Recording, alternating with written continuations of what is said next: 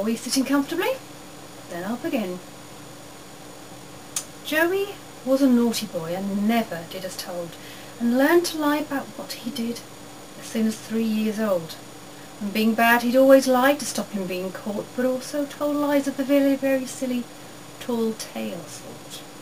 Once he claimed that he had taught the family dog to talk, and then that he had caught a fish by using just a fork. His family learned to ignore all that he had said and told, and so stories from Joey's mouth became more and more bold. Now he said that aliens had landed on the lawn, and then at tea he said that he had found a pearl inside a prawn. A summer's day, when visiting his grandma at her house, Joe said that he had had a conversation with a mouse. His grandma shouted out, "Bad boy! I know that that's not true. You'd better stop this lying, or bad things will come to you." Then Grandma said that if you lie, your nose will surely grow, just like the story with the wooden boy Pinocchio. Joey laughed at Grandma's tale. That's all that it could be, for telling lies could not make noses grow just like a tree. In fact, he said, "You've done just what you said I shouldn't do. You've gone and told me something that is blatantly untrue. You'd be the first to grow your nose if what you say is right, and I would laugh till fit to bust to see such a fun sight." His grandma shook her head to hear that Joey had no fear, and knew that she must not believe a single thing she'd ever hear. So Joey maintained his life of truth and lie, both truly mixed, and thus we find that Joey's way of life was firmly fixed.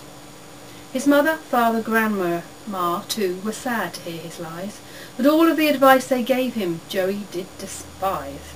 One day, much like the ones so far, Joe told his tales so tall, not realizing tales so big meant bigger ways to fall. His parents acted on that day the way they always had. They ignored what he said. Then he was told off by his dad. Joe thought that there was nothing changed. For him, a normal day. Little effect would come from anything that he would say, but as he left the room, an itching started in his toes, and it swirled around his legs and zipped up straight to his nose. An itch, Joe thought, of no concern. I thought no more about it, until sensations in his nose made Joey start to fidget. He found a bathroom, went and used the mirror by the sink. His nose looked weird, but why, Joe found he really couldn't think. But as he stared, he realized the nose had grown in size.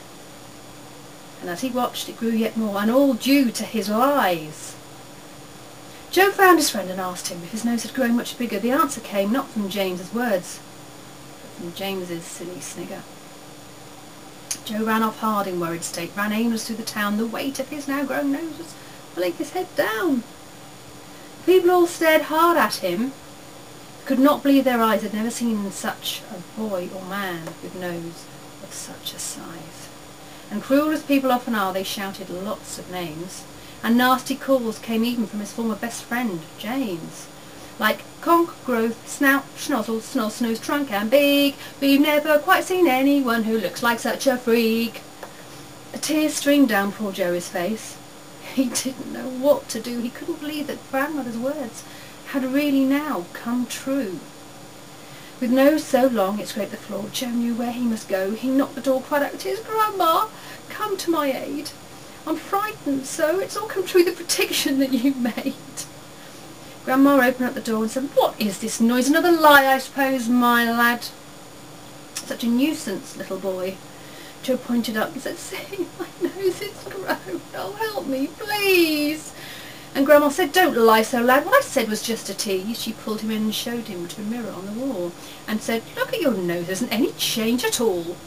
Joe's mouth dropped down. She told the truth. There wasn't any change, yet he could swear it happened. This had all been very strange.